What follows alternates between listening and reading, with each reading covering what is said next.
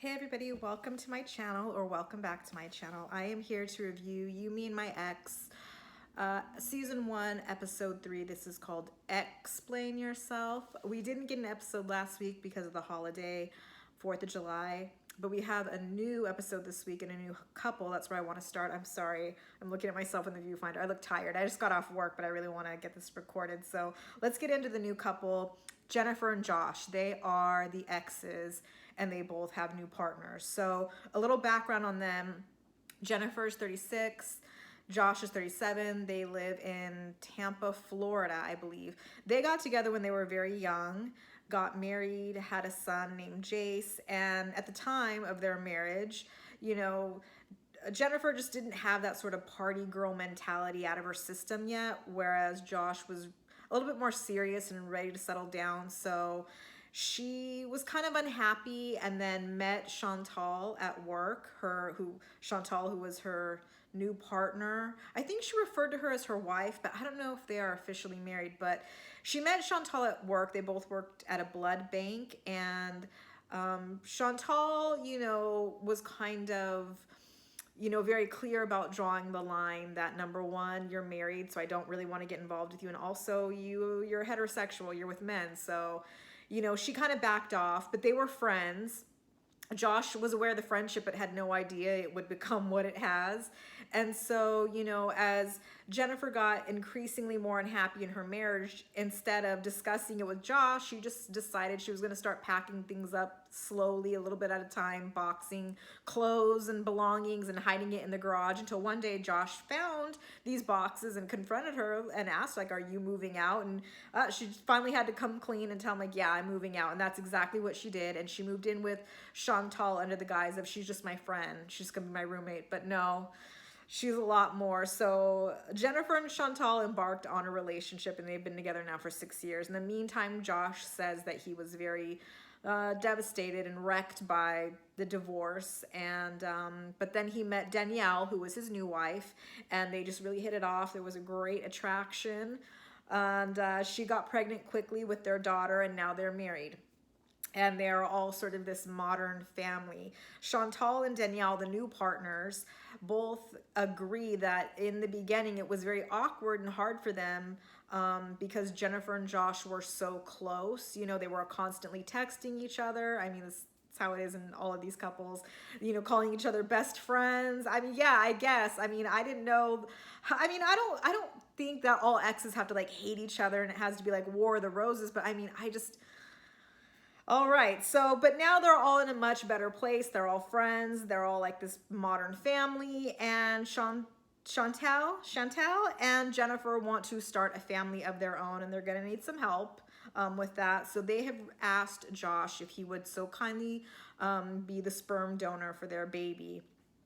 And Josh and Danielle, his wife, both, agreed to it because they all kind of feel, well, I think Josh, Danielle, and Jennifer mainly feel that this could just be a great sort of, this child could be a bridge to bring them all together because, Josh has a son with Jennifer and a daughter with Danielle, and now Jennifer and Chantal will have a kid that's part of Josh's, even though Josh isn't going to be like the dad in the traditional sense, but it'll unite them all, okay? That sounds real lovely in theory, but to me it's like to me it sounds really complicated because they have this conversation about like, okay, well, if Chantal does get pregnant, like, Josh, do you want to be in the delivery room? And he's like, yeah, definitely. And they're like, Chantal, how do you feel? And she's like, I'd prefer you weren't. Well, why is that? And she's like, well, because it's kind of uncomfortable, like me like in these positions giving birth, and it'd be kind of weird for me. And then we wonder, the question is, okay, what exactly is Josh's role to this child? Like, we see in like next week's episode previews that they aren't going to consider him like the dad. He'll never be dad. Okay, so is he uncle? Like, I mean, at some point you have to explain this to the child, who the biological father is. And then, what is Danielle? I mean, yes, this is the baby that bridges everything together, but to me, it just gets kind of confusing. Well, I mean, I'm sure they can figure this all out, but to me, it's like, I just think it would be much easier if we didn't use Josh as the sperm donor. Like, go to the sperm bank and get a total stranger that doesn't have ties. So because I imagine, like, you know, Josh is going to feel connected to the child. He's going to be around it, is going to have this emotional tie, but won't be able to express it. I think I'm rambling on, but do you know what I mean? So anyway, he's agreed yet and still to be the sperm donor. And so, you know, instead of going to a clinic or a doctor's office, Josh and Danielle go over to Jennifer and Chantal's house. And I'm going to try to be, I'm going to try to be real, like, delicate here. Like, he goes over there to get excited and produce the sperm for Danielle to collect. And then she runs it over to Jennifer and Chantal's room so they can then, like, you know, insert it into Chantal's house. It's too much information. Like, with what? Like a turkey baster? That's what it feels like. There's like nothing clinical or nothing that seems like sanitary about this at all. And as a matter of fact, they've done this a few times and Chantal is yet to get pregnant. I wonder why. Like, maybe, I mean, I suppose this is possible. We could do it this way, but I think the chances and likelihood would be better if we did this, like, maybe with some medical professionals, or, you know, I don't know. I mean, I don't know. I'm not a doctor. I'm not a nurse. I could be wrong, but I was just like, is this how we're doing things? Like, it just seems really down home, really high school science experiment-ish to me. Like, I don't know. I mean, I'm sure they take it very seriously, but I'm watching this and I can't take it seriously. I honestly can't. Not to be mean, but I'm just like, what am I watching right now? This whole show is just like, what are we watching? What is this about? I'm learning things. It's the Learning Channel, don't forget. So that's kind of where we leave them. We'll catch up with them some more next week, and maybe we'll find out more about the dynamics and the roles that each person is going to have. I mean, well, obviously, Chantal's the mom, Jennifer's the mom. We'll find out what Josh and Danielle are going to be. Can't wait. Let's talk about Alex and Caroline, because he kind of had a real quick segment. Alex calls up his sister Tiffany and asks her to come to the mall so she can help him pick out an engagement ring for Caroline. And, you know, he shared last episode that his family hasn't met Caroline with the exception of that one sister, Jessica. Okay, but I thought the family just hadn't met her. Apparently the family doesn't even know about her, because Tiffany says that she didn't even know that Caroline existed, much less that he was, like, in a relationship with the woman until that morning that he called her to invite her out to shop for an engagement ring. So she's a little thrown off, you know, not just because that he's in a relationship, but that he's in a relationship with a woman. She assumed he was gay. You know, he grew up very flamboyantly. She's aware of Steven, the ex-boyfriend, and so this is just like news to her and a little odd, but, you know, she loves her brother. She's going to be supportive. You know, Alex says that, you know, he's hesitant to tell people about Caroline, and I thought they were together for 2 years. Like, how does your family not know you have a girlfriend of 2 years? Is there some kind of, like, manipulation going on here as far as, like, storyline and timeline? I'm not surprised, TLC. But he says he's hesitant to tell people about Caroline because when he does, or at least the few times that he did with his friends and family members, those that do know her, all he got was, but what about Steven? Where's Steven? But we like Steven. Oh, don't you want to be with Steven? And it just, like, it irritates him. I get it. I would be too. But, you know, maybe if we kind of cut ties with Steven, we wouldn't be getting that, but I'm getting off, okay? So they're looking at rings, and the sister's like, you know, Alex, are you sure you want to do this? Like, are you sure you're ready to get married? Like, you sure she's the one? And at first, Alex says something like, yeah, I think so. And I'm like, Alex, no, I'm going to need you to be a little bit more, you know, certain and assertive in your answer and be like, yes, she's the one. Because just this sort of wishy-washy, I think, it does not instill in me a lot of confidence about this relationship with Caroline. Like, I'm sure he loves her and he cares about her, but I don't think he's over Steven yet. And of course, Steven calls because that's what he does all the time. He answers. The sister recognizes him like, hey, Steven. And he's just like, what are you guys doing? And the sister's like, we are out shopping for a wedding ring, like an engagement ring, and for Caroline. And Steven's just like, oh, damn, like, really? Like, are you serious? Is it that serious? And Alex is like, yeah, it is. And Steven says, like, are you sure you're ready to get married? And Alex says, like, I was ready to marry your ass 12 years ago, but that didn't happen. And I'm like, oh, see, that's a little like, is that passive aggressive? It's like a little bit like, I don't think, that's what I'm saying. Like, I don't think Alex is fully over Steven yet. Like, he hasn't let him go. And I mean, he reminds us again that they never had an official breakup. So there's no closure to that. And he's still hanging on. Like, I get that they're friends, that they're best friends, but like I said, maybe your family and your friends would be so less inclined to bring up Steven and inquire about Steven if Steven wasn't there anymore. Like, maybe if you cut him off, at least for a little while, at least, like, maybe you can be friends later down the line, but maybe you should have that breakup conversation, you know, for closure. Let him go, be with Caroline, and then everybody will get it. But when you're kind of like, it's sort of like murky waters, like, well, Steven's still around, and, you know, they still talk all the time, and they're best friends, you know, like, it gives people room to speculate.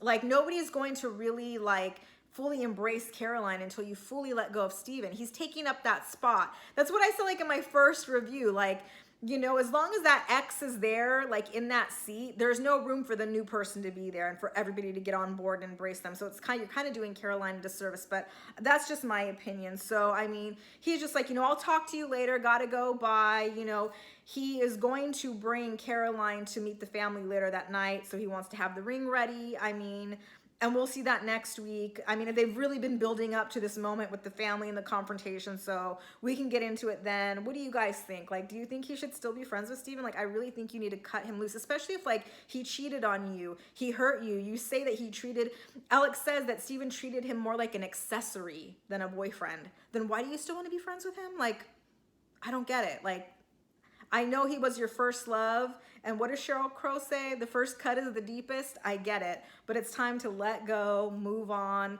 be with Caroline. I'm all for it. We'll see. We'll catch up with them next week. April and Roy, they're the exes, but we don't even see Roy in this episode. We just see April and her new husband, John, and April and John's ex-wife, Lauren. Okay, I mean, that's actually how their segment opens. April and Lauren are like walking to a photo shoot, and I'm scratching my head like, why are they doing photo shoots? Because then they show us like pictures of like photos they've already have like done together, like them sitting on railroad tracks and like champagne flutes and cheers, and they're like in the kitchen, and it's sort of this juxtaposition of, you know, April sort of like Susie homemaker and Lauren like on the floor like drinking a 40 dressed like a biker. Like, what are we doing? What's going on? And then we learn that they've actually created a blog and a podcast all about like getting along with your new spouse's ex and co-parenting and all of that. And to promote this podcast, they do photo shoots. So they're headed to a new photo shoot, but this one's sort of like a boudoir Maxim magazine kind of layout. Do you guys remember Maxim magazine? They're like in lingerie having like feather pillow fights. I'm like, what? And then they're like draped in sheets, like standing in the like front doorway, like with the door open. Like, what exactly are we promoting here? A podcast about what again? Because I'm not getting co-parenting from these photographs.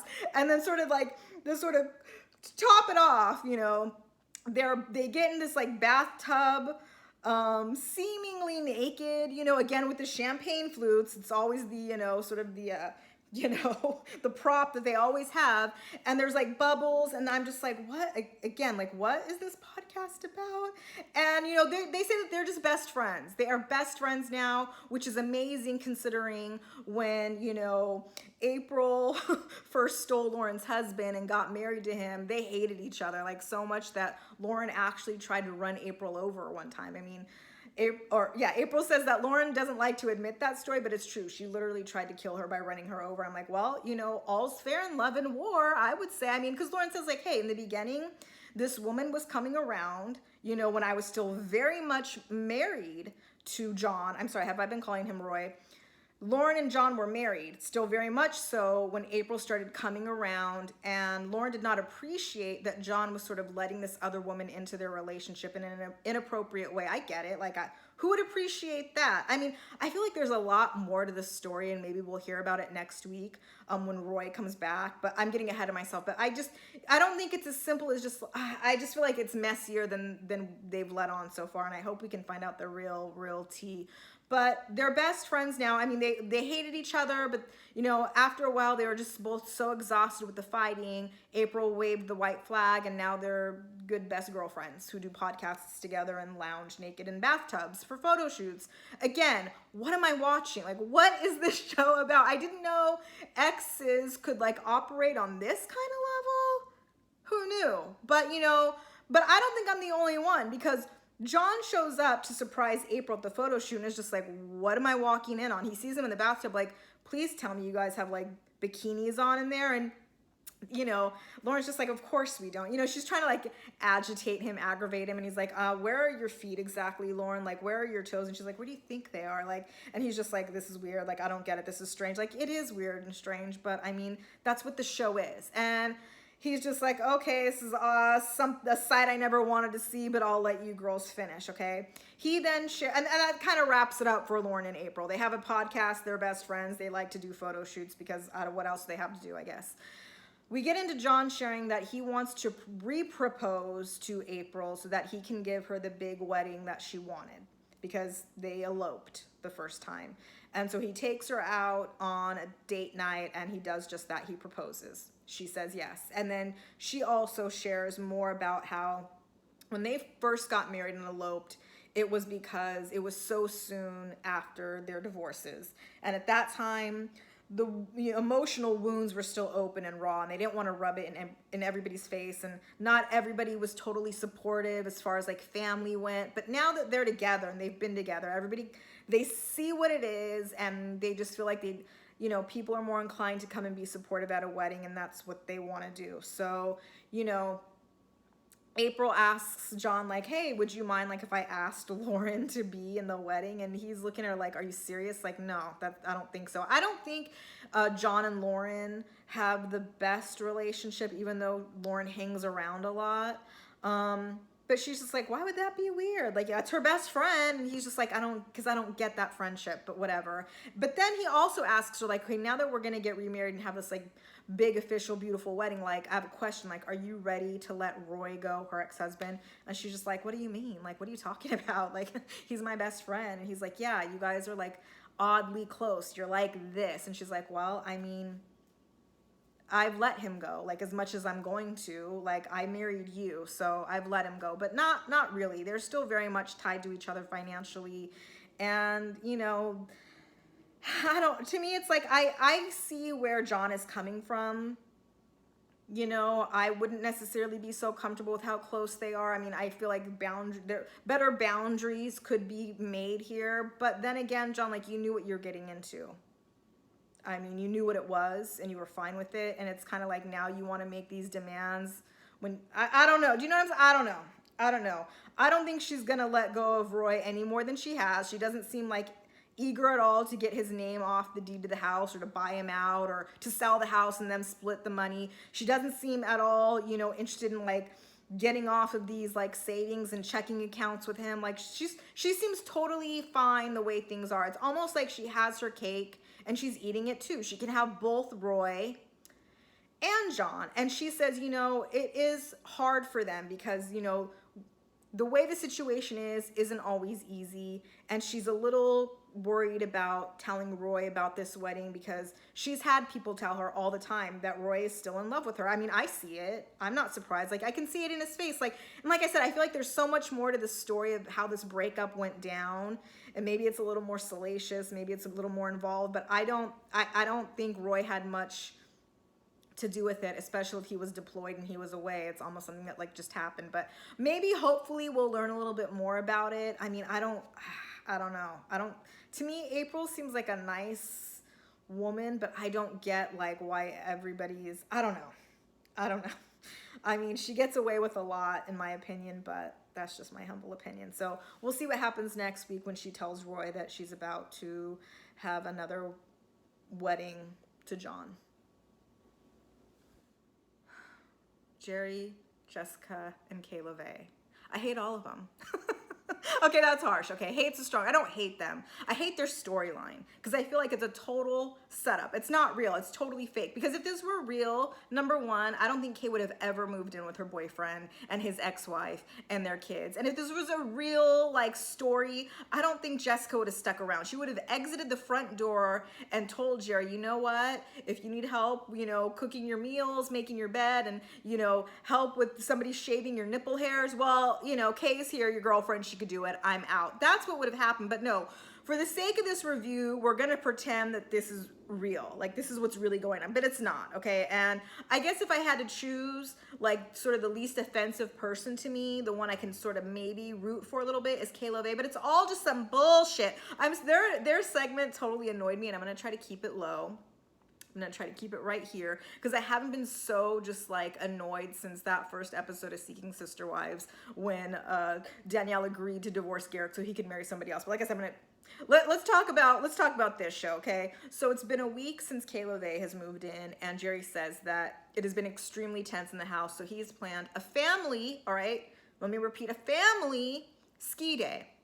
And Kay was in no way prepared for this kind of outing. She's got no ski snow clothes. She's like rummaging through her suitcases trying to find something, and she comes up with like these white platform boots and a black leather bustier. You know, I will agree with Jessica. When she came walking out, I was thinking the same thing, like, girl, where are you going? There's no nightclub on top of the bunny slope, but okay, you know, she's rolling with it. Because if it were me, first of all, I'm not the most like athletically outdoorsy person, and you know, they're not even like skiing and like snowboarding. They're like cross country skiing. That's like a workout. Like I would have been like, I don't really have the clothes, not really my thing. You guys go ahead, have fun. I'll hang back here. I could use a break from you. But no, Kay is a better person than I am. She's gonna roll with it. And also, you know, they're filming a show. She has to participate. So they go out to, it's actually a golf course. So there is no even bunny slope. It's like flat lands and a few hills that they can sled down.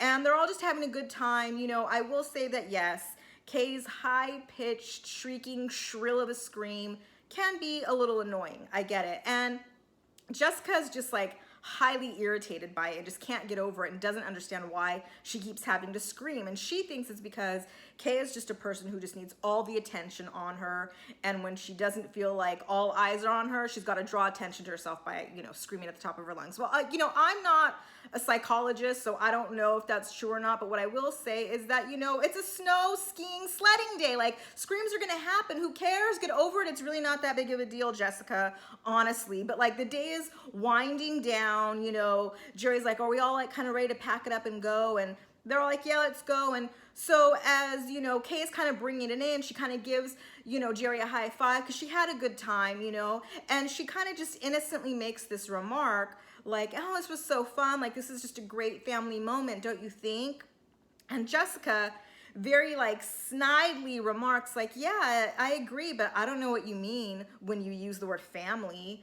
And this comment just kind of sets Kay off. And like I said, I don't think Kay meant anything by it. Who knew that Jessica was this territorial that she couldn't even say the word family in front of her? You know what I mean? And Kay's just like, well, I mean, you're a family. It's a day. I'm here spending time with the family. Like, that's all I meant by it. Like, are you trying to like imply that I'm trying to like be part of your family? Like, is that what you're trying to say? And you know, Jerry's like kind of like, uh-oh, is this a beef happening? And you know, Kay's like, no, right?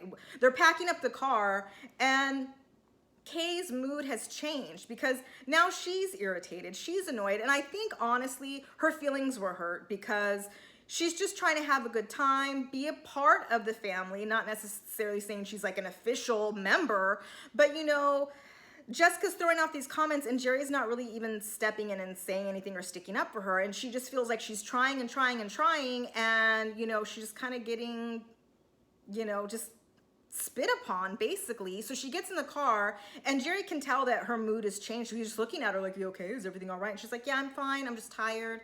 You know, she doesn't want to get into it because, you know, we're in this small confined car with the family. So I respect her for that. And she's just like, yeah, like my energy is, it's being drained right now. And he's kind of just like, oh, okay. You know, Jessica's in the back seat and can hear what's happening. And she knows what she did. So to kind of maybe placate the moment and Kay, she offers to, you know, when we get home, I can make hot chocolate for everybody. Would you all like that? I mean, now now she's, you know, more than happy to like throw down in the kitchen for everybody. But Kay, it's kind of like, you know, fuck the hot chocolate. And you guys, you know, I'm irritated when I curse, and I'm gonna try not to. But this, I swear, this segment just, I was just so my nerves. Okay, so they get home.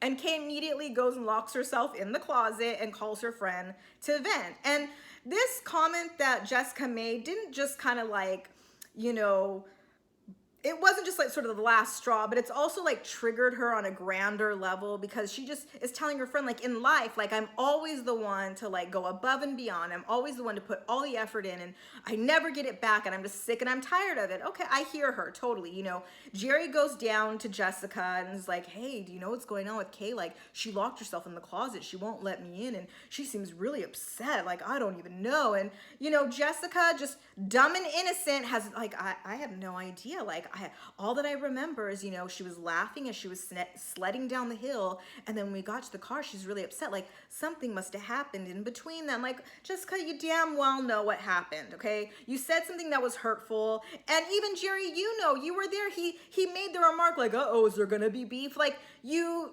saw the interaction, and we can deduce that that's why Kay is upset. So he's just like, well, I'm gonna go talk to her and see what's going on. And Jessica's just like, okay, yeah, do that. So Jerry goes upstairs, knocks on the door like, hey, can we talk? And Kay's like, yeah, let's talk, okay? They sit on the bed. Jerry's just like, so, like, what's going on? Like, what's up? And she's like, this is what's going on. This is what's up. Let me break it down, okay? This is basically what she says, okay? Number one, all right, you invited me here. I am here at the behest of your invitation, okay? I step into this house, you know, I get that it's awkward and it's uncomfortable, so I'm trying to be nice, go above and beyond, you know, keep the room atmosphere lighthearted, you know, be self-deprecating. All the while, you're shoving me in a closet, I'm sleeping on a fucking balloon, my back is killing me, and I have to deal with your ex-wife's passive aggressiveness, snide remarks, making faces, and I've had enough. Like, I'm over. Like, I'm at my limit. And he's just like, yeah, you know, Jessica can be a lot. Like, I've told her, to try not to be sometimes. Well, it's not working, Jerry. Maybe you need to have another talk with her. And what a perfect timing, because here comes Jessica knocking on the door like, hi, are you two okay in here? Okay, you know, again, if this were real life, this is not your business right now, Jessica. I would have been like, I'm sorry, I'm speaking to my boyfriend. Can you leave us for a while and we'll catch up with you later? But no, we're filming a show here, right? So she comes in all innocently, like, you two okay? And Jerry's just like, oh, you know, we're just having a talk in here. You know, Kay's, you know, she's had a bad day. She's really upset. And, you know, Jessica's like, really? Like, why? And, you know, Kay's like, oh, well, let me tell you why. Because, you know, I've tried really hard to come in, be respectful, get to know everybody, try to keep things light, try to be bubbly, you know, try to, you know, make jokes to keep everybody comfortable. And what I get in return is you, you know, what's the word? She can't think of it. Like, your passive aggressiveness, you know. I came to you even as a woman on 3 different occasions to have a conversation, an honest conversation, asking you how you felt. And you could have been totally honest with me. You could have told me, I don't like you. I'm never going to like you. And I would have accepted that. But instead, you know, you're trying to be this fake nice, but it's not really nice. It's kind of a nice nasty, as they call it. And she's like, I'm over it. Like, I give up. Like, if nobody's going to meet me halfway, then that's a wrap. Like, I'm done. That's it. And here we go again with Jessica. Just like, I never realized I was making faces or comments. Like, it was never my intention. You know, I didn't think I was doing that. Well, you're doing it, Jessica. You're totally doing it. And, you know, Jerry's just looking like from lady to lady, you know, ex-wife to new girlfriend, just like, well, you know, I don't really know what to say. Like, this is a really hard balance for me. I'm just trying to be neutral. Well, you know what, Jerry? Fuck the neutral zone. Stop being Mr. Switzerland and, you know, kind of pick a side. And it's kind of like what Kay tells him. Not necessarily pick a side, but look, I mean, I'm your girlfriend. I came here to be with you because I like you. I want to get to know you more. I want to try to make a relationship work. And if I'm telling you I'm uncomfortable, these things are happening, like, it's kind of on you to fix this. This is your house. This is your ex-wife. Like, maybe it's time for you to step in, you know? And so he's kind of like, Jessica, can you leave us alone for a little bit so we can talk? And Jessica's just like, sure. You know, she's all docile now and, you know, just innocent. She leaves. And, you know, Jerry's just basically like, you know, what can I do? Like, how can I make this better? Like, how can I make you more comfortable? And Kay's like, maybe we can have some alone time. Like, maybe it doesn't always have to be the family, you know, because I'm here for you. And that's the thing, like, I don't think Kay has done anything. Like I said, to me, she's made the most effort. She's, you know, really trying. And she is open to like living here with his family and getting to know them, but she's also here for you, Jerry. And you know, I think we've spent enough time with the family. Let's focus on me, the girlfriend. And so he's just like, yeah, that's a good idea. Like just you and I, like it's probably a good idea to kind of like separate everybody and give everybody some like breathing room. Yeah, you think, Jerry? You know, and then so she's just like, okay, he gets up, he leaves, he goes downstairs to check on Jessica, like, are you okay? And she's like, yeah, I'm okay. Like, yeah, I'm fine. You know, it's really hard for everybody. And then, you know, Jessica goes into this confessional about how, you know, when the whole lockdown happened and the family had to come together and were like quarantined for 9 months, just them, it was great. It was wonderful. It was just like old times. And she misses that and she wishes it could stay that way. And she just doesn't appreciate, and she just hates that, you know, Kay has come in and, you know, with her toxicity just to ruin everything. And I'm like, really, Jessica? Like, I really don't see Kay as being toxic at all. Like, I don't even think she's done anything really that's that offensive. I mean, if the only thing we can say about her is that she made the comment, like, I love eggs, make me some eggs, like, I feel like that was kind of a setup too for a moment. But if that's the worst she did, she hasn't done anything, okay? So she screams annoyingly as she's sledding down a snow hill, like, that's it. Like, that's it. And even just because, like, you know, it might be selfish of me to kind of want to keep things the same way that they used to be. So like, yeah, I'm not gonna back down. So what she's gonna do is run Jerry's girlfriend off. I mean, if this were real, like that's because she wants to stay in the house and live with her ex-husband for the rest of her life and not date other people or be with her. Does she want to be with Jerry? I mean, does she want to work it out? Because she says, I've made him, and she's made it really clear to him what she wants. What exactly do you want, Jessica? Like, somebody let me know, because I'm not, if you can't tell, I'm not a big fan of Jessica. She's rubbing me the wrong way. And it's not that I necessarily love Kay Levay. Like, she's definitely quirky, you know, to put it nicely. But like I said, she hasn't done anything, you know, but try to like live with her boyfriend and get to know him and try to like be nice to the family. And this whole time, Jessica's been a bitch. And though that's Kayla's word. But yeah, it's a little bitchy. I don't really like it. But that's it. I mean, we'll see what happens. I don't think we saw them like in the previews for next week, so maybe we'll get a break from them. I don't know. But like I said, it's pretend. I mean, this is a total setup. But I mean, I guess they're giving it to us, but I mean, I just don't think any of them are looking really great. I mean, Jerry has no spine. Jessica's a bitch, and you know, Kay Levay is just, she's special.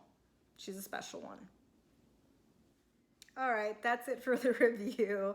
Let me know what you all think. Am I being too harsh on Jessica? I might sort of be in the minority. I just feel like she's being kind of bitchy, and it pains me to say that because I feel like that's not who she really is. That's a sense I get, and I don't know if it's just the show bringing this out of her or she's just being kind of extra for the cameras. And if that's the case, like, ugh, what a way to like sell out your reputation for a stupid show. And I don't even think Kay Levay's done anything that bad. She's harmless to me. She's like simple, you know, like, does that mean like Kay's just a simple person and it's like you're picking on her? It's almost too easy, but I've already covered all this. So you let me know what you think. What do you think of the new couple, Jennifer and Chantal, and Jeff and Danielle? Anyway, I'm rambling now. Rate, comment, subscribe if you like, and I will see you all next time. Have a good night. Bye.